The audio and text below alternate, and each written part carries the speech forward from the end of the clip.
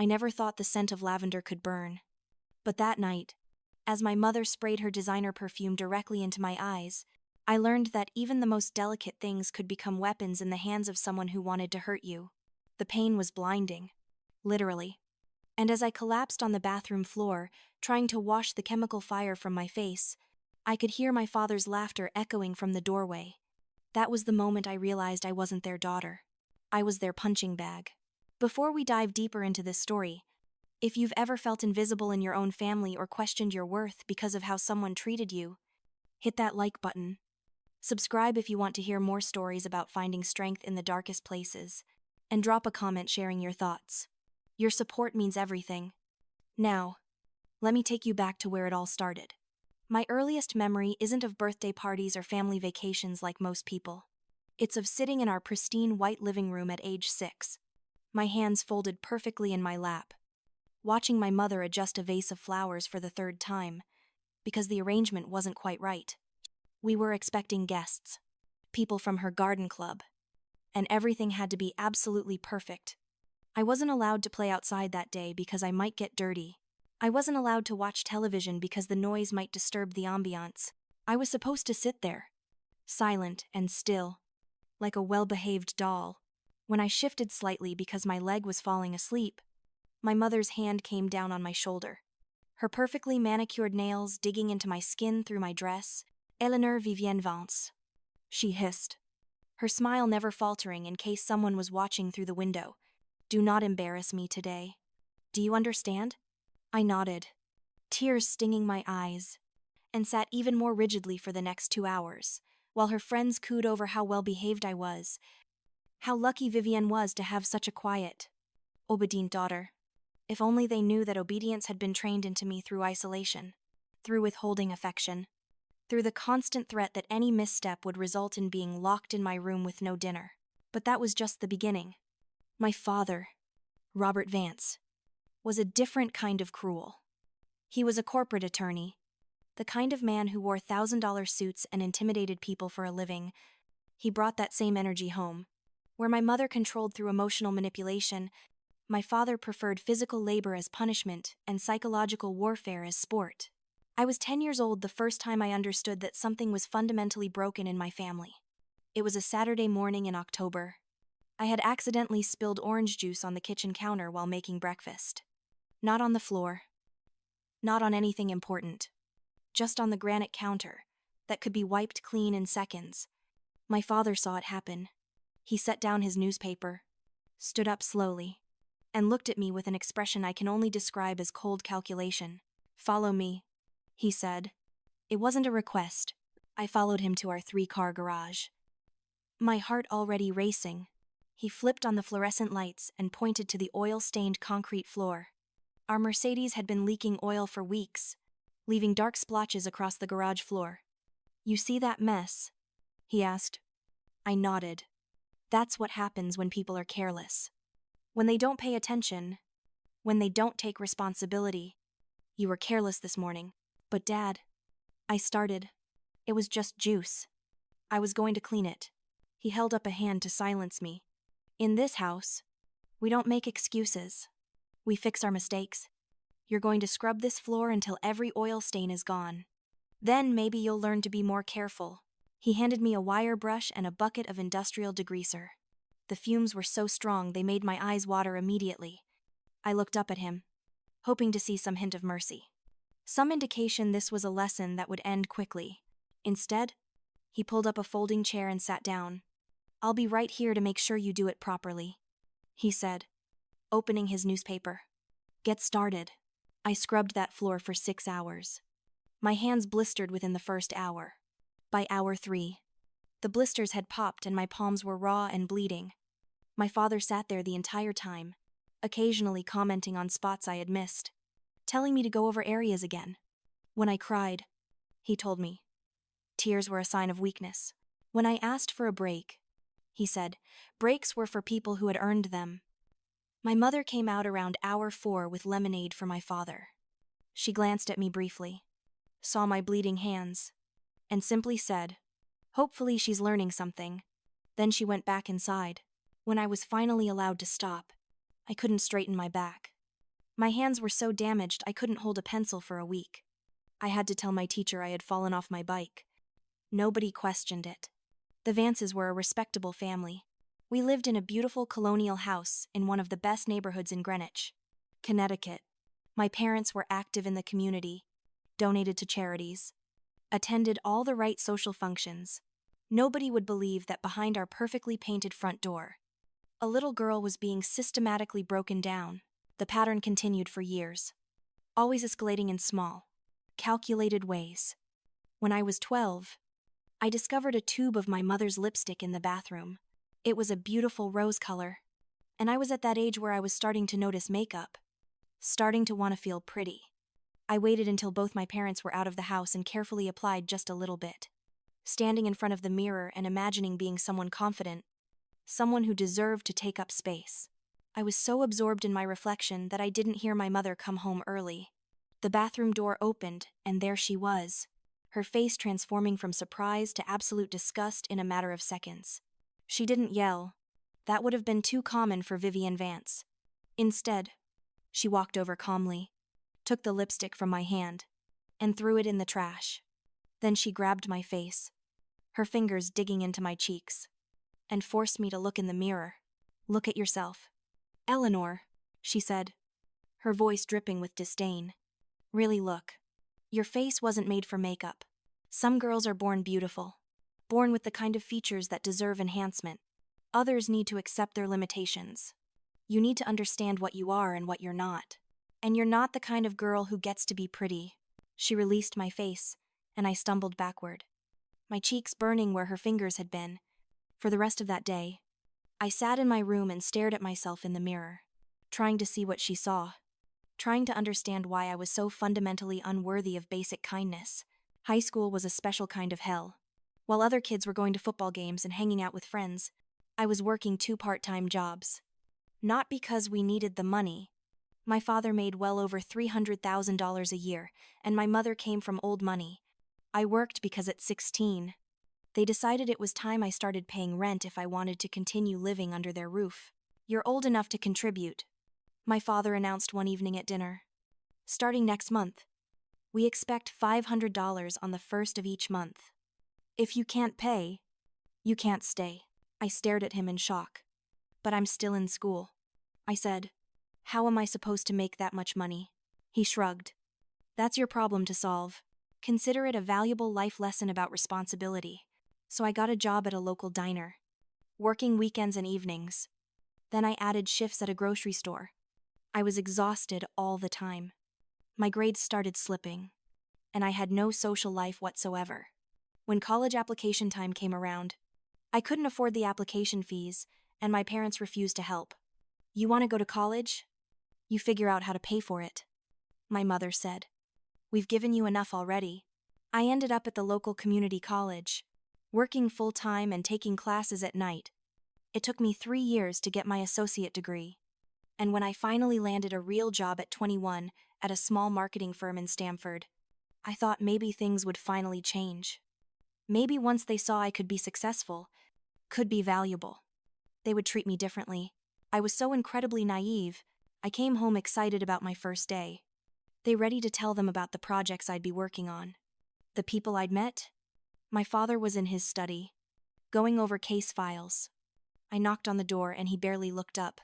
"How was the new job?" he asked, his tone suggesting he didn't really care about the answer. "It was great, Dad. I'm going to be working on social media campaigns, and they already said there's room for growth and..." He cut me off with a wave of his hand. "Eleanor, let me give you some advice. Nobody hired you because of your intelligence or your skills. They hired you because they probably needed to fill a diversity quota or they felt sorry for you. Don't get ahead of yourself." I felt like I'd been slapped. "What do you mean?" He finally looked at me, his expression almost pitying. "You're not special. You're not particularly smart or talented. The sooner you accept that, the better off you'll be. Mediocre people who think they're exceptional end up disappointed. I'm just trying to help you avoid that." That night, I cried myself to sleep for the first time in years. I had thought I'd built up immunity to their cruelty, but somehow my father's words cut deeper than any punishment he'd ever given me. My mother wasn't any better. She had spent years cultivating a specific image in our community. The Vances were the perfect family. She volunteered at the local hospital, organized charity events, hosted elaborate dinner parties, and she made sure everyone knew what a difficult, ungrateful daughter she had. She never said it directly. Of course, that would be too obvious. Instead, it was subtle comments to her friends, loud enough for me to overhear. "Eleanor has always been so dramatic," she would say. "Ever since she was little, she's had a tendency to exaggerate things for attention. We've tried everything, but some children are just born difficult." She told people I was prone to depression, that I made up stories, that I was jealous of other girls my age who were more successful or attractive. By the time I was in my early 20s, I had virtually no support system. My few friends from high school had drifted away, and when I tried to explain what was happening at home, they looked at me with skepticism. "Your mom seems so nice, though," one friend said. "Are you sure you're not just being too sensitive?" The isolation was suffocating. I felt like I was drowning in plain sight, while everyone around me insisted the water was fine. I started to believe maybe I was the problem. Maybe I was too sensitive, too dramatic, too fundamentally flawed to deserve better treatment. Then came the promotion. After 2 years at the marketing firm, I was promoted to senior coordinator. It came with a significant raise and more responsibility. I was proud of myself for the first time in my life. I had done something right. Something that had nothing to do with my parents or their approval. I made the mistake of telling them at dinner. I thought maybe this achievement would be big enough, important enough, that they would have to acknowledge it. My mother was serving roast chicken, her specialty that she always made for Sunday dinners. I waited until everyone had food on their plates and then I said it. "I got promoted today. Senior coordinator. It's a big deal at the company." My father didn't even pause in cutting his meat. "Congratulations," he said flatly. "What does that mean in terms of salary?" I told him the number, trying not to sound too excited. It was more money than I'd ever made. Enough that I could finally start saving, maybe even move out soon. He nodded slowly. "And you think you earned this promotion?" The question caught me off guard. "What do you mean?" "I mean," he said, setting down his fork and looking at me directly. "Do you genuinely believe you were the most qualified person for this position? Or do you think your employer made other considerations?" "Robert," my mother interjected, but there was no real reproof in her tone. She was smiling slightly, like she knew where this was going and was interested to see it play out. "Dad, I worked really hard for this. I've been there 2 years, and I've exceeded all my performance metrics." He laughed. Actually laughed. "Eleanor, I've been practicing law for 30 years. I know how the world works. Companies don't promote people based solely on merit. They promote people who fit a narrative, who make them look good. You were probably the diversity hire who they needed to elevate to show they care about inclusion or some nonsense like that. Don't fool yourself into thinking you're actually exceptional." I felt my chest tighten. "That's not fair. You don't know anything about my work or my company." My mother finally spoke up, her voice gentle but cutting. "Darling, your father is just trying to help you maintain realistic expectations. Pride comes before a fall, and it would be devastating to watch you become arrogant only to be knocked down later. We love you too much to let you set yourself up for failure. That's not love," I said quietly. The words came out before I could stop them. The temperature in the room dropped instantly. My father's expression hardened. "Excuse me," I felt a surge of courage. Or maybe it was just desperation. That's not what love looks like. Love doesn't tear people down. Love doesn't make people feel worthless. "You ungrateful little brat," my mother hissed, her mask slipping for just a moment. "Do you have any idea how much we've sacrificed for you? The roof over your head, the food you eat, the opportunities you've had, opportunities you made me pay for." I shot back. "You charged your own daughter rent as a teenager. Because we were trying to teach you responsibility," my father said, his voice rising. "Everything we've done has been for your own good. To prepare you for the real world. If you can't handle honest feedback, you'll never survive." "Honest feedback," I repeated, feeling tears starting to form. "Is that what you call telling me I'm not smart enough? Not pretty enough? Not good enough? Is that what you call making me scrub garage floors until my hands bled? That was discipline, my father said coldly. And clearly it didn't work because you're sitting here disrespecting us in our own home. Your home, I said. You've made it very clear this was never my home. Then perhaps you should find your own, my mother said, her voice ice cold. Since apparently we're such terrible parents, I stood up from the table, my whole body shaking. I wanted to say more. I wanted to scream at them about every hurt, every cruel word, every moment they'd made me feel like I was less than nothing. But I knew it wouldn't matter. They would never hear me. They would never acknowledge what they'd done. So I just left the table and went to my room. I was 23 years old and still living under my parents' roof because I'd been giving them most of my earnings for years and barely had any savings. But that night, I started planning. I started looking at apartments I could afford, calculating how much I would need to move out. The promotion money would help. I could do this. But before I could act on those plans, everything exploded in a way I never could have predicted. It was a Friday evening in late September, about 3 months after the promotion dinner. I had worked a particularly long week, pulling double shifts to cover for a colleague who was out sick. I came home exhausted, every muscle aching, my head pounding from staring at screens for 12 hours straight. My parents were supposed to be out at some charity gala at the country club, one of those events where my mother could show off her designer gown and my father could network with other wealthy people. The house was dark and quiet when I came in. I assumed I was alone. I dragged myself upstairs, thinking only of a hot shower and sleep. As I passed my bedroom door, I noticed it was slightly open. That was odd because I always kept it closed. I pushed it open and froze. My mother's vintage lavender dress was hanging on the back of my door. It was a beautiful piece from the 1960s. Real silk, perfectly preserved. My mother treasured this dress. She had worn it to some important event when she was younger and kept it as a prized possession. She had shown it to her friends just last week, telling the story of how elegant she had felt wearing it, how desired, how powerful. I don't know what possessed me in that moment. Maybe it was exhaustion. Maybe it was years of being told I wasn't enough, that I would never measure up. Maybe I just wanted to feel for one moment what it was like to be the kind of woman my mother was, confident and admired. Whatever the reason, I touched the silk fabric and it felt like cool water against my fingers.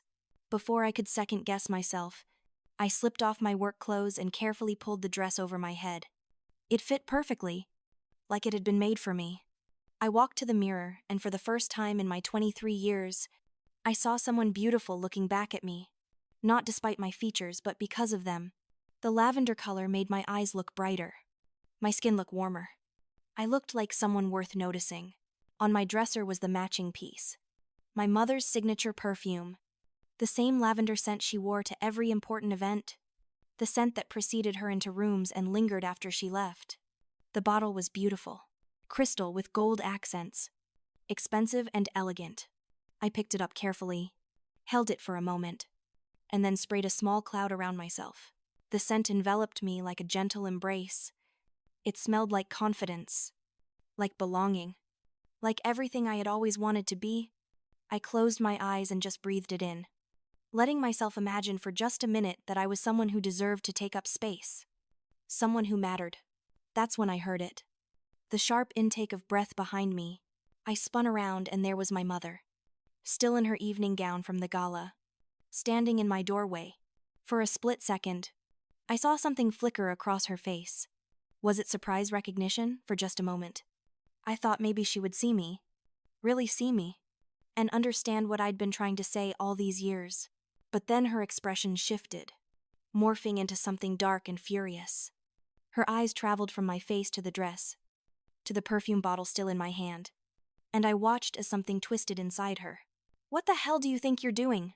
she hissed, her voice low and dangerous. I felt like a child caught stealing cookies, my face flushing with shame and fear.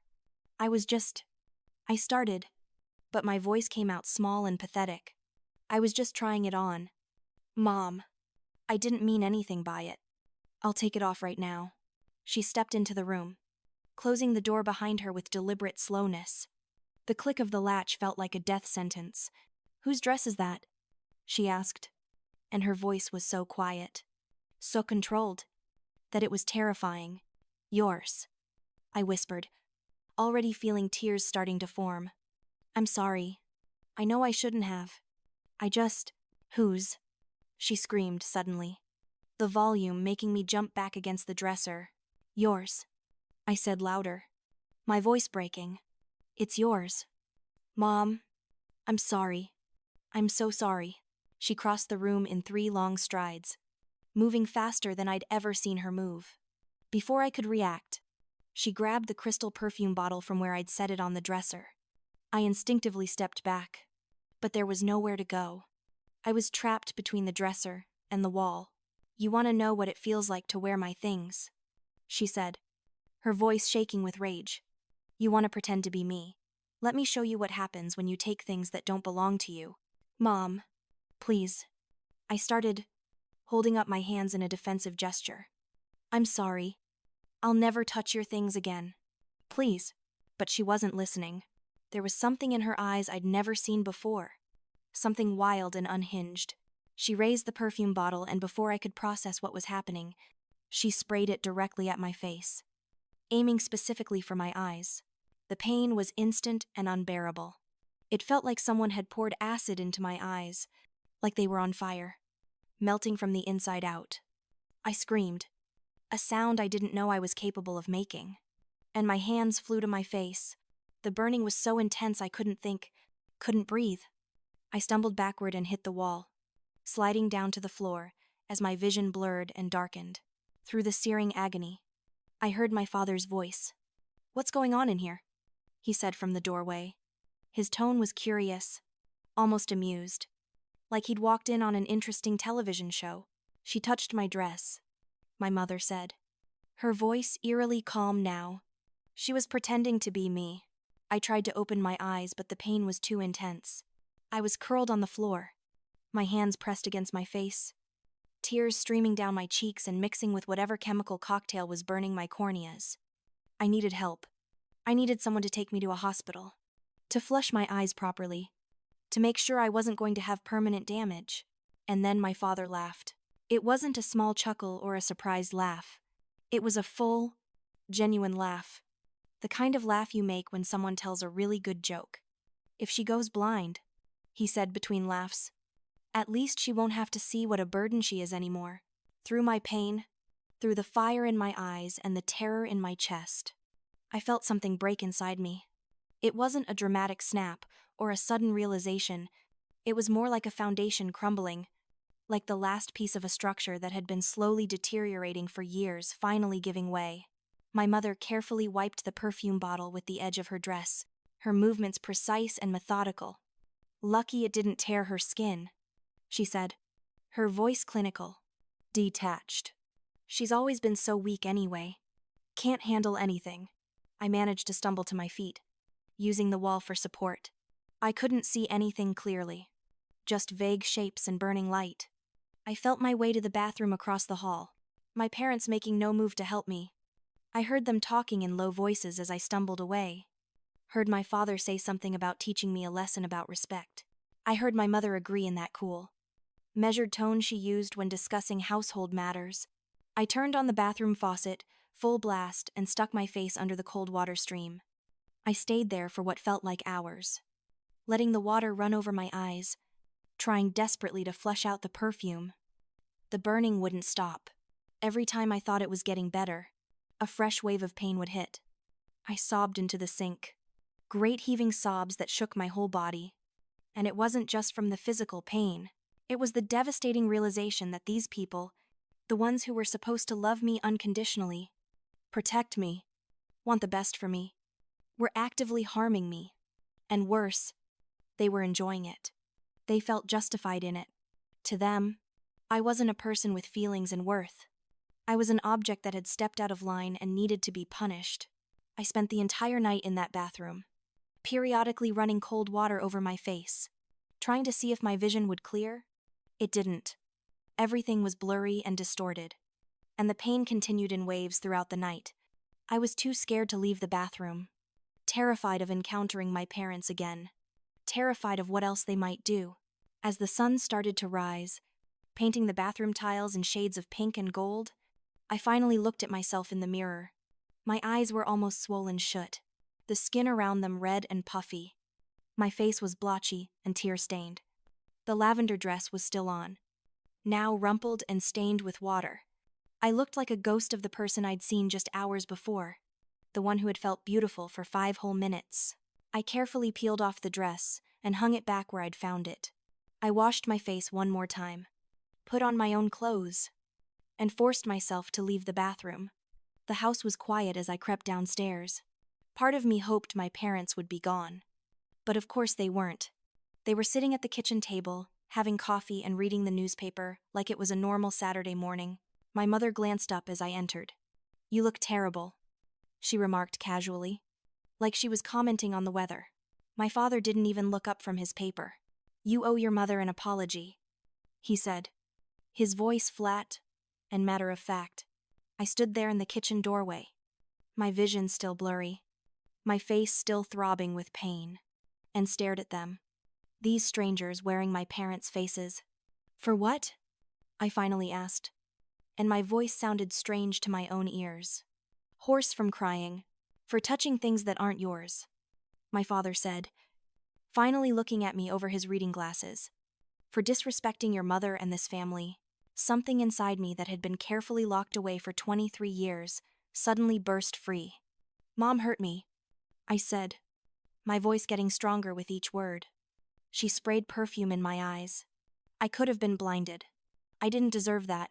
My father set down his newspaper with exaggerated patience. "Eleanor, everything that happens in this house happens for a reason. If you had respected your mother's belongings, none of this would have happened. You brought this on yourself." I looked at my mother, searching her face for any sign of remorse, any indication that she regretted what she'd done. Instead, she sipped her coffee and said, "You've always been overly dramatic, Eleanor. It was perfume, not acid. You'll be fine. But maybe next time you'll think twice before touching things that don't belong to you." I felt dizzy, like the ground was tilting beneath me. "You're not even sorry," I said, more to myself than to them. "You hurt me, and you're not even sorry. There's nothing to be sorry for," my mother said coolly. "We were disciplining our child. That's what parents do. Discipline," I repeated, and then I started laughing. It was a broken, desperate sound, but I couldn't stop it. "Discipline. Is that what you call charging me rent as a teenager, making me scrub floors until I bled, telling me I'm worthless? Stupid. Ugly. That's all just discipline." My father stood up abruptly, his chair scraping against the floor. "You need to watch your tone. We have provided for you your entire life. We put a roof over your head, food in your mouth, clothes on your back. If you can't show basic gratitude and respect, then maybe you need to reconsider your living arrangements." I looked at both of them. I really looked at them for what felt like the first time. I saw my father's cold eyes, the way he held himself with absolute certainty that he was right. I saw my mother's perfectly maintained appearance, the mask she wore so expertly that she might have forgotten her real face underneath. And I realized something crucial. I had spent my entire life trying to earn their love, trying to be good enough, trying to figure out what I was doing wrong. But it was never about me. I wasn't the problem. They were broken in ways I couldn't fix. They were cruel because something inside them was fundamentally damaged, not because I deserved their cruelty. "I used to believe everything you told me," I said quietly, looking from one parent to the other. "I thought I was the problem, that I ruined everything, that I was worthless and difficult and too sensitive. But you were wrong. You were wrong about me, Eleanor." My mother started, but I cut her off. "No, I'm done listening. I'm done trying to understand why you treat me this way. I'm done hoping that someday you'll love me the way parents are supposed to love their children. Because you can't. There's something broken in both of you. Something missing. And I'm done trying to fix it or make up for it or be small enough that you feel big. You're being ridiculous," my father said dismissively. "You're having an emotional reaction to reasonable discipline. When you calm down, you'll see that." But I was already walking away. I went upstairs to my room, and this time I locked the door. I pulled out my phone with shaking hands and started looking at apartment listings. I had some money saved from my promotion. Not a lot, but enough for a security deposit and first month's rent on a cheap place. I could get a second job. I could make it work. I had to make it work, because I knew with absolute certainty that if I stayed in this house much longer, it would destroy me completely. The days that followed the perfume incident were among the strangest of my life. Not because of what happened, but because of what didn't happen. My parents simply carried on as if nothing had occurred, as if they hadn't watched me collapse in agony on my bedroom floor, as if the sound of my screaming hadn't echoed through the house, as if my mother hadn't deliberately sprayed chemicals into my daughter's eyes while my father laughed. Monday morning, my mother was up at her usual time, hair perfectly styled, makeup flawless, preparing her breakfast of Greek yogurt and granola. She hummed softly to herself as she arranged fresh flowers in the entryway vase. When I came downstairs, my eyes still puffy and red-rimmed, she glanced at me with the same casual indifference she might give a piece of furniture that was slightly out of place. "You're going to be late for work," was all she said. My father was already in his study, video conferencing with a client about some high-stakes litigation. I could hear his authoritative voice through the door, confident and commanding. The voice of a man people respected and feared in equal measure. This was the same man who, just 48 hours ago, had suggested my potential blindness would be a convenient solution to my being a burden. The cognitive dissonance was staggering. I kept waiting for some acknowledgement, some sign that what had happened mattered. An apology would have been too much to hope for, but even a simple check-in about my vision would have been something. Instead, there was nothing. Just the normal routine of a perfectly dysfunctional family. Wednesday, my mother was hosting her book club. I could hear the women laughing downstairs, the clink of wine glasses, the murmur of gossip and literary discussion.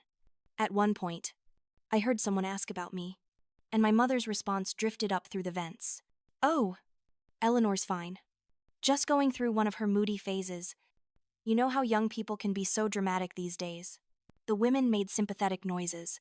I sat on my bed, still applying eye drops every few hours to manage the persistent irritation, and marveled at her performance. She wasn't just dismissing what she'd done.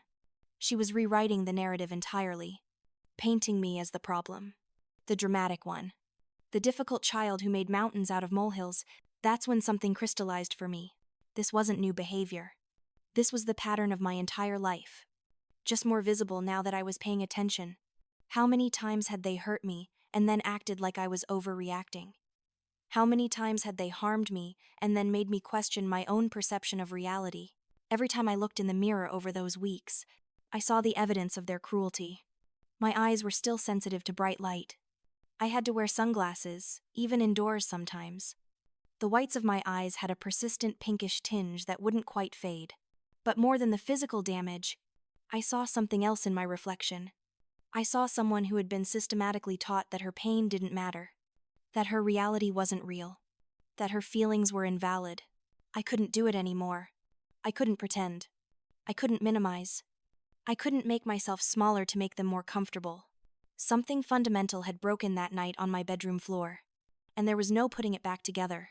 The decision to leave didn't come as a sudden epiphany. It built slowly over those 3 weeks, like pressure accumulating behind a dam. I started looking at apartment listings during my lunch breaks at work. I calculated and recalculated my finances obsessively. Could I afford first month, last month, and security deposit? Could I survive on ramen and peanut butter until my next paycheck? How would I furnish an apartment with almost nothing? The practical concerns were enormous, but the alternative was staying in that house, and I finally understood that staying would destroy me. Not dramatically or all at once, but slowly, methodically, until there was nothing left of who I actually was. I found the studio apartment on a Tuesday afternoon. It was listed on a website for $800 a month, which made my stomach clench with anxiety. That was more than half my monthly income after taxes. But when I went to see it, walking up the narrow staircase next to the laundromat entrance, I felt something I hadn't felt in that house in Greenwich. I felt possibility. The landlord was a Korean woman in her 60s named Mrs. Park. She showed me the space with minimal commentary, 300 square feet. maybe less. A kitchenette with a hot plate and a mini fridge. A bathroom with a shower so small I'd have to be strategic about shaving my legs. A single window that looked out onto the street below, where I could see people walking their dogs and carrying groceries and living their normal lives. It was tiny. It was worn. The carpet was stained in places and the walls needed paint. But it was available immediately. And Mrs. Park didn't run background checks that might alert my parents. And most importantly, it was mine. A place where nobody would hurt me and then pretend it didn't happen. I'll take it, I said, trying to keep my voice steady. Mrs. Park studied me for a long moment. You running from something? She asked bluntly. I considered lying, but something about her direct gaze made me tell the truth. Yes, she nodded slowly. First month only. You pay on time. You can stay. You need more time for deposit. You tell me? Okay. I felt tears prick my eyes. Okay. Thank you. The logistics of leaving were surprisingly simple. I waited until a Thursday afternoon when I knew both my parents would be out. My mother had a standing hair appointment at 2, followed by tea with her garden club. My father had court all day. I called in sick to work, claiming a migraine, which wasn't entirely a lie. The stress was making my head pound. I moved through the house like a ghost, taking inventory of what was actually mine versus what had been given to me with strings attached. My clothes. Obviously. Some books I'd bought myself. My laptop that I'd saved up for. A few photos from high school, though even those felt contaminated by the presence of my parents in the frames. I left behind the jewelry my mother had given me for various birthdays, each piece carefully chosen to suit her taste. Not mine. I left behind the expensive coat my father had bought me, the one he mentioned whenever he wanted to remind me how much he'd spent on me. I left behind anything that could be used as evidence of their generosity. Anything they could point to and say, "See how much we gave you." Everything I owned that was truly mine fit into 2 rolling suitcases and 3 large garbage bags. 23 years of life reduced to so little. Part of me felt pathetic about that, but another part felt liberated. I was leaving behind their version of who I should be, and taking only what belonged to the person I actually was. I didn't leave a note. I thought about it, drafted versions in my head, where I explained everything eloquently, where I made them understand what they'd done to me, but I knew it wouldn't matter. They would read it and find a way to make it my fault, my drama, my overreaction. So instead, I just took my things and called an Uber. The driver, a middle-aged man with kind eyes, helped me load my bags into his trunk. You moving? He asked. Yeah, I said. Fresh start. Good for you, he said. And something about the casualness of it, this stranger's easy acceptance of my decision, made me feel like maybe I wasn't crazy after all. As we pulled away from the curb, I turned to look at the house one last time. The colonial-style architecture that had impressed everyone who saw it, the perfectly manicured lawn that my father paid a service to maintain, the flower beds my mother fussed over constantly. It looked like a magazine cover, like the American dream, like everything a family home should be. I wondered how many people had driven past this house and thought how lucky I must be to live there. How many people had envied the Vances and their beautiful home and their successful lives. How many people had no idea that behind those pretty walls, a girl had been systematically broken down, told she was worthless, and hurt in ways that left no visible scars, until they finally did. The house disappeared from view, and I felt something I hadn't felt in years. It took me a moment to identify the sensation because it was so unfamiliar. Relief. Pure, uncomplicated relief. The first night in my new apartment was both terrifying and magical. I had a sleeping bag I'd bought at a thrift store on my way over because I didn't have a bed yet. I had plastic utensils and paper plates because I didn't have dishes. I had one pot, one pan, and a sense of total freedom that was almost overwhelming. I made ramen for dinner that first night, standing at my tiny kitchenette, and I cried while eating it. Not sad tears. Exactly. More like release tears. I was eating cheap noodles in an apartment I could barely afford. And it was the best meal I'd had in years because nobody was criticizing me for it. Nobody was making comments about my weight or my eating habits or how I held my fork. I could eat in peace. The first few weeks were a learning curve steeper than I'd anticipated. I'd never lived alone before. Never had to budget for utilities and groceries and laundry soap. I made mistakes. I bought too much fresh produce my first shopping trip, and half of it went bad before I could eat it. I forgot to pay my electricity bill on time and panicked when I got a late notice. I set off the smoke alarm making scrambled eggs because I wasn't used to the temperamental hot plate. But I also discovered things about myself I'd never known. I liked my apartment cold at night and warm in the morning. I preferred showers to baths. I actually enjoyed cooking when I wasn't being judged for every move I made. I liked listening to sad songs on repeat without someone telling me I was being melodramatic. I could spend an entire Saturday in my pajamas reading without anyone commenting on my laziness. The loneliness, though, was harder than I'd expected. I'd go entire days without speaking to another person beyond transactional exchanges at the grocery store or coffee shop. I'd come home from my marketing job exhausted, and the silence of my empty apartment would feel suffocating. I'd think about calling friends from high school, but my mother's poison had worked too well. Most people who knew me thought I was dramatic, difficult, attention-seeking. Reaching out felt impossible. That's when I started taking long walks around my new neighborhood. It was different from Greenwich. More diverse. More worn around the edges, but also more real somehow. I walked past the same storefronts repeatedly until they became familiar. The coffee shop with the barista who always smiled, the vintage clothing store with the mannequins in the window, and a small bookstore tucked between them that I must have passed 6 or 7 times before I finally noticed it. Green's Books. The sign was hand-painted, slightly faded, easy to miss. I'd walked by it in the rain before, in the cold, in the dying light of evening, but one Saturday afternoon, when the loneliness felt particularly heavy and I couldn't stand another hour alone in my apartment, I finally pushed open the door. The smell hit me first. Old paper and coffee and something else. Something like comfort made tangible. The store was small and crammed with books. Floor-to-ceiling shelves that looked like they'd been there for decades. There were mismatched armchairs scattered around with reading lamps, creating little pools of golden light. Classical music played softly from speakers I couldn't see. It felt like stepping into another world, or maybe into the world I'd always wished existed. Behind the counter sat a woman with silver hair pulled into a messy bun, reading glasses perched on her nose, completely absorbed in a book. She looked up when the door chime announced my entrance, and her smile was immediate and genuine. The kind of smile that reaches the eyes. "Welcome to my little empire," she said, her voice warm and slightly raspy. "Looking for anything specific or just browsing?"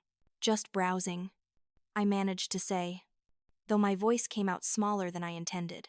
She studied me for a moment with eyes that seemed to see too much, and I wondered what she saw. A girl with eyes still slightly puffy from crying too much. A girl wearing thrift store clothes because she'd left everything behind. A girl who looked lost because she was first time here, she asked gently. I nodded, not trusting my voice. "Well then, take your time. If you need recommendations, I've read about 90% of what's in here. And there's fresh coffee in the back if you'd like some. No obligation to buy anything. Sometimes people just need a quiet place to breathe." That last sentence hit me harder than she could have known. I mumbled a thank you and disappeared into the stacks. I stayed for 3 hours that day. I pulled books at random. Read.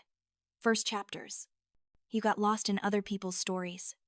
I found myself drawn to memoirs. To stories of people who'd survived terrible things and come out the other side. I read about people escaping cults and abusive marriages and destructive families. I read about people rebuilding their lives from nothing. And for the first time since leaving, I felt less alone. When I finally emerged from the stacks, ready to leave, the silver-haired woman looked up from her book again. "Find anything good?" she asked. "Everything," I said honestly. "This place is incredible." She smiled, pleased. "I've been building this collection for 42 years. It's my life's work." She paused, then said casually, "You know, I could use some part-time help around here. Just evenings and weekends. The pay isn't great. Minimum wage, plus tips from the coffee bar. But it's quiet work. You can read during slow periods." Interested. I stared at her, convinced I'd misheard. You don't even know me. She shrugged, closing her book. I'm a pretty good judge of character. Have been for 7 decades. You seem like someone who treats books with respect. You seem like someone who needs a quiet place to land for a while. Am I wrong? I felt tears threatening and blinked them back quickly. When would I start? How about Monday? Come in around 5. I'll show you the ropes. That's how Eleanor Green entered my life exactly when I needed her most. That's how I found myself working evenings and weekends at Green's Books, shelving returns, making coffee, ringing up purchases, and slowly, carefully, learning how to be a person again. Mrs. Green was everything. My parents weren't. She was patient and kind without being condescending. She was firm about her expectations but never cruel. She corrected my mistakes gently and praised my successes genuinely. She taught me about first editions and rare finds and how to spot a valuable book. She taught me about running a small business and treating customers with respect, but more than that, she taught me that kindness didn't have to come with conditions. That respect was something freely given, not constantly earned. She never asked directly about my past, but she listened when I wanted to talk. Little things would slip out while we were shelving books or closing up for the night. Comments about my parents, about why I'd left, about the perfume incident that still haunted my dreams. She never looked shocked or disbelieving. She just listened and occasionally said things like, "You deserved better than that." Or, "That must have been so hard."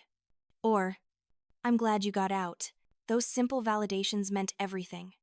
After a lifetime of being told I was too sensitive, too dramatic, too much, having someone simply believe me was revolutionary.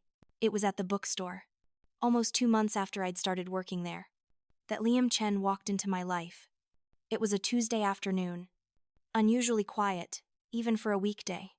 I was restocking the psychology section when I heard the door chime and looked up to see a young man in his late 20s, slightly disheveled, with a messenger bag that looked ready to burst at the seams. He headed straight for the section where I was working and started pulling books seemingly at random. Titles about trauma, about domestic violence, about healing from family dysfunction. He grabbed them urgently, like someone trying to solve a puzzle before time ran out. "Can I help you find something specific?" I asked, setting down the books I'd been shelving. He looked up, startled, and I was struck by how exhausted he looked. Dark circles under his eyes, worry lines creasing his forehead. "God. Yes. Please," he said. "I'm a social worker. I have this new client. Young woman, early 20s. Terrible family situation. Classic emotional abuse. Possibly physical too, though she won't quite say. She's considering leaving, but she's terrified, and I want to make sure I'm giving her the right support. But I feel completely out of my depth." Something in his genuine concern resonated with me deeply. This wasn't someone looking for books to pad his credentials or write a paper. This was someone who actually cared about helping another human being. I found myself pulling specific titles from the shelves, books I'd been reading myself in secret, trying to understand my own experiences. "These 3, I said, handing them to him. "This one's about recognizing emotional abuse patterns when you've been gaslit into thinking they're normal. This one's specifically about establishing boundaries with family members who don't respect them. And this one's about the healing process. What to expect, how long it takes. It's honest about how hard it is." He took them, flipping through the pages with visible relief. "These are perfect. Thank you. You really know this material. Personal experience," I said before I could stop myself. Then I felt my face flush hot. "Sorry. That was too much information." "Don't apologize," he said immediately, his voice gentle. "Personal experience makes you an expert in ways academic knowledge never can. If you've lived through this stuff and you're here recommending books to help someone else, that tells me you're incredibly strong." I didn't feel strong. Most days I felt like I was barely holding it together. But something about the way he said it made me want to believe it might be true. "I'm Liam," he said, extending his hand. "Liam Chen." "Ellie," I said, shaking his hand. "Ellie Vance. It's really nice to meet you." "Ellie. And thank you. I have a feeling these books are going to help my client more than you know." He paid for the books and left, and I went back to shelving, trying to ignore the way my hands were shaking slightly. I'd told a complete stranger about my personal experience with abuse. I'd admitted out loud, to someone other than Mrs. Green, that I understood these topics from the inside. And he hadn't looked at me with pity or judgment. He'd called me strong. I didn't know it then. But that brief interaction with Liam Chen was the beginning of something that would eventually change everything. But first, I had to survive what was coming next. We talked for almost an hour that day about his work, about the challenges of helping people leave abusive situations, about how hard it is to make people understand that leaving is often more complicated than it seems from the outside. When he finally left with a stack of 6 books, he handed me his card. "If you ever need anything," he said, "legal advice, resources, or just someone to talk to who understands, please call me." I kept that card in my wallet, but I didn't call him. Not yet. I was still trying to figure out how to exist as an independent person, how to make decisions without second-guessing myself constantly, how to believe that I deserved to take up space in the world. Then, exactly 1 month after I'd moved out, I received a text message from an unknown number. "Your father is sick." It read, "If you have any conscience at all, you'll come visit him. He keeps asking why his daughter hates him so much." I stared at that message for a long time. My first instinct was to delete it and block the number. These people had spent my entire life making me feel worthless, and now they wanted me to come running because my father was supposedly sick. Part of me suspected it was just another manipulation, another way to try to control me. But another part of me, the part that had been trained for 23 years to put their needs before my own, felt a pull of obligation. What if he really was sick? What if something happened and I hadn't at least tried to be the bigger person? What if I was being cruel by not responding? I called Liam. I don't know why he was the person I thought of. Maybe because he was the only person in my life who had offered help without expecting anything in return. He answered on the second ring. I told him everything. About the perfume incident, about the years of abuse, about the text message I'd just received. I explained my conflicting feelings. The guilt, the anger, the confusion. He listened without interrupting. And when I finished, he was quiet for a moment. "Ellie," he finally said, "you don't owe them anything. Not your time. Not your presence. Not your forgiveness. If your father is actually sick, that doesn't erase what he did to you. And if this is a manipulation tactic, which honestly it very well could be, then you're just walking back into their trap. But what if I regret not going?" I asked. "What if something happens and I didn't at least try? Then you'll deal with that if and when it comes," he said gently. "But you need to ask yourself, are you considering going for yourself or for them? Are you hoping for closure? Or are you hoping they'll finally give you the apology and recognition you deserve? Because I have to tell you, in my experience, people like your parents very rarely change." I thought about that for a long time after we hung up. He was right. I wanted to go back hoping they'd finally see me, finally acknowledge what they'd done, finally tell me they were sorry. But they'd had 23 years to do that, and they never had. Why would they start now? But I also knew I needed closure. Not the closure they could give me, but the closure I could give myself. I needed to prove to myself that I had changed, that I was stronger now, that they couldn't hurt me anymore. So I decided to go. Not because I owed them anything, but because I owed it to myself to face my past and walk away from it for good. I texted back a simple response. "I'll come by tomorrow evening." The next day at work, I was distracted and anxious. Mrs. Green noticed immediately. She sat me down during a slow period and asked what was wrong. I found myself telling her everything, the whole story spilling out in a rush of words and tears. When I finished, she handed me a tissue and took my hand.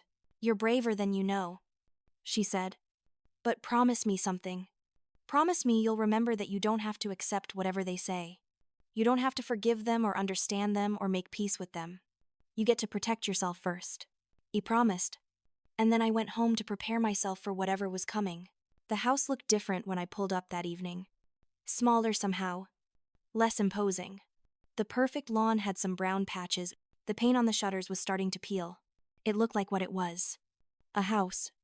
Not the fortress of judgment I'd built it up to be in my mind. I sat in my car for 10 minutes, building up the courage to go inside. Finally, I forced myself out and walked to the front door. Before I could knock, it opened. My mother stood there, and for just a second, I saw genuine surprise on her face. "You actually came," she said. There was something in her voice I couldn't quite identify. Relief, suspicion, disappointment. "You said Dad was sick," I replied, keeping my voice neutral. She nodded and stepped aside to let me in. The house smelled the same. That distinctive mixture of expensive candles and furniture polish. Everything was in its place. Perfect as always. Nothing had changed. Except me. "He's upstairs," my mother said. "In the bedroom. He's been asking for you." I climbed the stairs slowly, each step feeling heavier than the last. Part of me still wanted to turn around and leave, but I forced myself to keep going. I needed to see this through. My father's bedroom door was open. He was lying in bed, and he did look weaker than I remembered. But when his eyes met mine, I saw that same cold evaluation, that same subtle contempt. Whatever illness he had, it hadn't softened him. "Eleanor," he said. "So you finally decided to show up." I stepped into the room but stayed near the door, maintaining distance. "Dad?" I said. "How are you feeling?" He waved a dismissive hand. "Fine. Just getting old. Your mother overreacts to everything." He paused, studying me. "You look different. Lost weight. I've been taking care of myself," I said carefully. He nodded. "Good. Maybe you're finally learning some discipline." Although running away from your problems isn't exactly the mature approach, I felt anger flare in my chest, but I pushed it down. I didn't run away from problems. "Dad, I left a situation that was hurting me." He laughed. That same cold laugh I'd heard when my mother sprayed perfume in my eyes. Still playing the victim. "I see. You never could take responsibility for your own shortcomings." My mother appeared in the doorway behind me. "Eleanor, your father has been very hurt by your disappearance. We've been worried, sick." "Worried," I repeated, turning to look at her. "You've called me exactly once in the month I've been gone, and that was to tell me Dad was sick. That's not worry. That's indifference, until you need something from me." "How dare you speak to your mother that way?" my father said, trying to sit up but clearly struggling. "After everything we've given you, everything we've sacrificed." "What did you sacrifice?" I asked, and I was surprised by how calm my voice sounded. "Because from where I'm standing, you had a child you didn't want and spent 23 years punishing me for existing." "That's not true," my mother said, but her voice lacked conviction. "Isn't it?" I asked. "You charged me rent as a minor. You made me work multiple jobs while I was still in school. You told me repeatedly that I was stupid, ugly, worthless. You," I turned to my father, "made me scrub garage floors until my hands bled. You told me I'd never amount to anything. And you," I looked back at my mother, "you sprayed perfume in my eyes when I dared to touch your dress. You could have blinded me, and you didn't even care." "That's enough," my father said, his voice weak but still trying to command authority. "We don't need to rehash ancient history. We called you here because, despite everything, you're still our daughter." "Am I?" I asked. "Because you've never treated me like one. I've spent my entire life trying to earn your love, trying to figure out what I was doing wrong, why I wasn't good enough. But I finally understand. It was never about me. I was never the problem. You were." My mother's face hardened. "If you're going to stand here and insult us after we raised me," I interrupted. "You kept me alive. That's not the same as raising someone with love and care. That's just the bare minimum legal requirement of being a parent." For the first time since I arrived, my mother looked uncertain. "We did our best," she said, but it sounded hollow even to her. "Did you?" I asked. "Because your best involved emotional manipulation, financière exploitation, and physical harm. If that was your best, then you shouldn't have had children." My father tried to speak but started coughing. My mother rushed to his side, fussing over him, getting him water. I stood there watching and felt nothing. No sympathy. No guilt. No desire to help. These people were strangers to me. When his coughing subsided, he looked at me with something like hatred. "If you're done with your little speech, you can leave." We don't need your pity or your judgment. I'm not pitying you. I said, I'm just telling you the truth. You hurt me for my entire life. You made me believe I was worthless. You tried to break me, but you failed. I'm not broken. I'm not the problem. And I'm done letting you control how I see myself. I turned to leave, and my mother called after me. Eleanor, wait. If you leave now, that's it. You can't come back here expecting anything from us. I stopped at the doorway and looked back at them. I'm not expecting anything from you, I said. I stopped expecting anything from you a long time ago. That's why I can finally walk away. And I did. I walked down those stairs, out that front door, and back to my car. As I drove away, I realized I wasn't crying. I wasn't angry. I just felt free. The weight I'd been carrying my entire life had finally lifted. I thought that was the end of it. I thought I would just move on with my life. Build something new. Forget about them. But 3 months later, I got a call from a lawyer I'd never met. Miss Vance, he said, his voice professionally sympathetic. I'm calling to inform you that your father, Robert Vance, passed away 2 days ago. I'm handling his estate. I felt something, but it wasn't grief. It was more like finality. Like the last page of a book I'd been forced to read was finally turning. Thank you for letting me know. I said, there's something else. He continued. I need to inform you about the will. Your father left specific instructions. His entire estate, including the house, investments, and liquid assets, has been donated to a charitable foundation. He explicitly stated that you and your mother are to receive nothing. I wasn't surprised. Even in death, my father found a way to punish me. Did my mother know about this? I asked. She found out yesterday, he said. She's been trying to contest the will, but it's airtight. He was very clear about his wishes. We ended the call shortly after. I sat in my tiny apartment, processing this information. My father was dead. He'd left us both with nothing. And somehow, I needed to figure out how I felt about that. I didn't have long to figure it out because an hour later, my phone rang again. This time it was my mother. Her voice high and hysterical, in a way I'd never heard before. You killed him, she screamed into the phone. Your disrespect, your cruelty, it killed your father. And now he's left us with nothing. Everything is gone. Eleanor, our security, our future, everything. Mom? I tried to say, but she cut me off. Don't you dare, she hissed. Don't you dare act innocent. You broke his heart when you left. You destroyed this family. And now look what's happened. He left everything to strangers because of you. Because of me. I repeated. Dad wrote his will after I left. She was silent for a moment. No, she admitted reluctantly. He wrote it years ago. But that doesn't matter. You made his last months miserable, so he always planned to leave us nothing. I said, this has nothing to do with me leaving. He never intended to provide for either of us. Did you know that? Of course I didn't know, she snapped. I thought he loved us. I thought we were his family, and I thought you were my parents. I said quietly, I thought you loved me. Turns out we were both wrong about a lot of things. She started crying then. Real sobbing. And it was strange to hear because I'd never heard my mother cry before. I'm alone now, she said. I have nothing. You have the house. I pointed out. For now, she said. But I can't afford it on my own.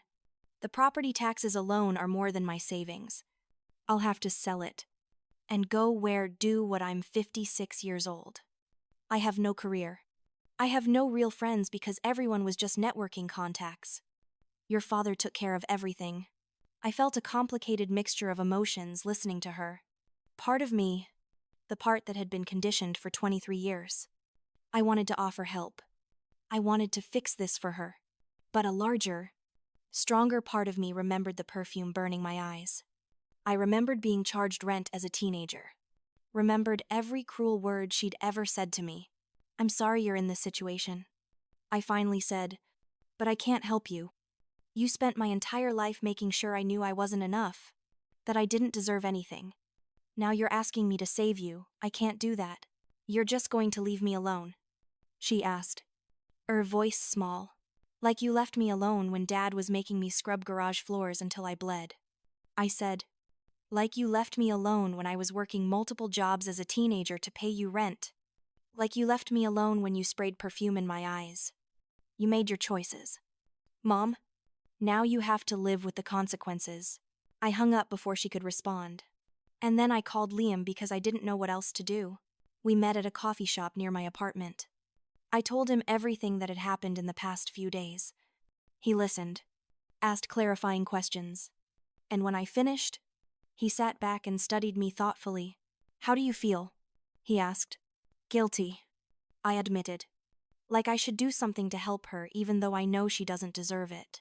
Guilt is a powerful tool, he said. Your parents trained you to feel guilty for protecting yourself. It's going to take time to unlearn that response. I know, but knowing it doesn't make it easier. He nodded, then leaned forward. Ellie, I've been thinking about something ever since you told me your story. Have you ever considered writing it down? I frowned. What do you mean?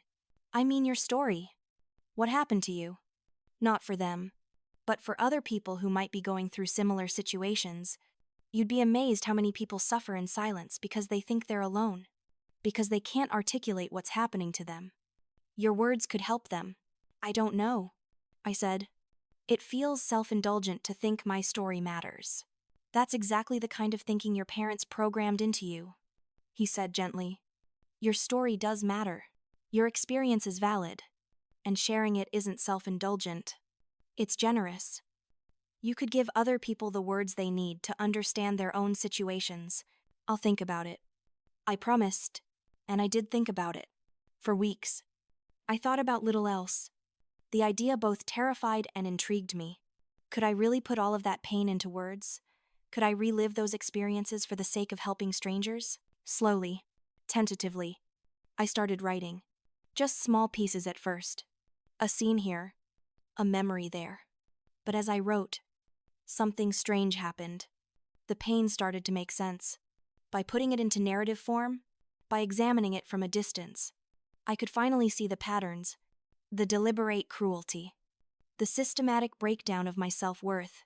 I wrote about the perfume incident in detail, using it as a metaphor for how beautiful things could become toxic in the wrong hands. I wrote about the blindness that comes not from physical damage, but from being gaslighted into questioning your own reality. I wrote about the long process of learning to trust myself again, to believe that I deserved basic kindness and respect. It took me 6 months to finish the first draft. Liam read it and connected me with a friend of his who worked in publishing. She loved it but suggested I publish it anonymously at first, to protect myself legally and emotionally. We chose a pen name, Ada Munro, and went through rounds of editing. The book was published almost exactly 1 year after I left my parents' house. I called it Breath of Freedom, and I dedicated it to Mrs. Lack, Green, who had given me a place to heal. I didn't expect much from it. Maybe a few hundred sales. Some positive reviews from people who understood. Instead, it exploded. The chapter about the perfume, about the burning and the aftermath, was excerpted in a major magazine. People shared it online. Book clubs chose it for their reading lists. Within 3 months, Breath of Freedom was on bestseller lists, and people started talking. The details in the book were specific to my life, specific to Greenwich, Connecticut, specific to a family with particular characteristics. People in my hometown started connecting the dots. Whispers began about the Vance family, about Robert and Vivian, about whether the rumors had always been true. My mother called me once after the book became popular. "How could you?" she screamed. "How could you expose our family like this? Do you have any idea what people are saying about us? Everything in that book is true," I said calmly. "If you're embarrassed, that's your problem to deal with. You've ruined my life," she said, her voice breaking. "Nobody will talk to me. I've been dropped from every committee, every club. People cross the street to avoid me. Now you know what it feels like," I said. "To be avoided. To be treated like you're worthless. Welcome to how you made me feel my entire life." She hung up. I never heard from her again.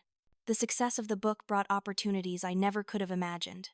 I was invited to speak at conferences about family trauma, about healing, but about the complexity of leaving abusive situations.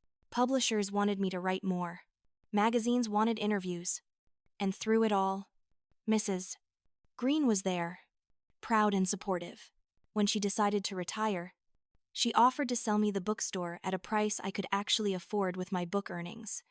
I renamed it Second Chapter Books and turned it into not just a place to buy books but a community space for people working through trauma. For people finding their way after leaving toxic situations. Liam became a real friend. One of the first genuine friendships I'd ever had. He helped me navigate the legal complexities when my mother tried to sue for defamation.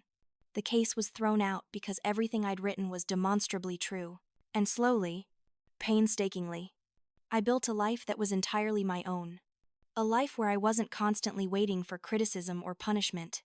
A life where I could make choices without second-guessing myself into paralysis. A life where I was allowed to take up space. About 6 months after the book's publication, I did a live interview at a bookstore in Boston. There were over 200 people in the audience. Halfway through, a woman in the third row raised her hand and asked, "Do you regret cutting off your family? Do you ever wish you'd tried harder to make it work?" I thought about the question for a long moment before answering. "No," I said. "I don't regret it. I tried for 23 years to make it work. I sacrificed my mental health, my self-esteem, my sense of self-worth. And it was never enough, because the problem was never me. The problem was that they were fundamentally unable to love me the way I deserved to be loved. Leaving wasn't giving up. Leaving was choosing myself for the first time in my life." The audience applauded. After the event, dozens of people came up to me with tears in their eyes, telling me their own stories, thanking me for giving them permission to leave, to choose themselves, to stop waiting for people who would never change. That's when I understood the real power of what I'd done. By speaking my truth, I'd given other people permission to speak theirs. By refusing to protect my parents' reputation, I'd shown other people they didn't have to protect their abusers either. The book led to a documentary, which led to more speaking engagements, which led to nonprofit work supporting family trauma survivors. My tiny studio apartment became a small house. My part-time work at the bookstore became owning the bookstore. My isolation became community. And through it all, I kept a small bottle of lavender perfume on my desk. Not the expensive designer brand my mother loved, but a simple, clean scent I'd chosen myself. Sometimes I'd spray a little bit and remember that night. The burning, the pain, the realization that changed everything. But now, instead of fear or shame, the scent reminded me of survival, of strength, of the moment I decided I deserved better. So here's what I learned through all of this. Your worth is not determined by people who are too broken to see it. Leaving doesn't make you ungrateful. Setting boundaries doesn't make you selfish. And speaking your truth, even when it shatters someone else's comfortable lies, is not cruelty, it's survival. So let me ask you this. What would you do if you discovered that the people who were supposed to love you were actually the ones holding you back? When is it time to choose yourself over family loyalty? Drop your thoughts in the comments below. If this story resonated with you, hit that like button and subscribe for more real stories about breaking free and finding yourself. And if you're in a situation like I was, please know this. You deserve better. You deserve safety. You deserve to breathe freely. Your story doesn't end with them. Thank you for listening to mine.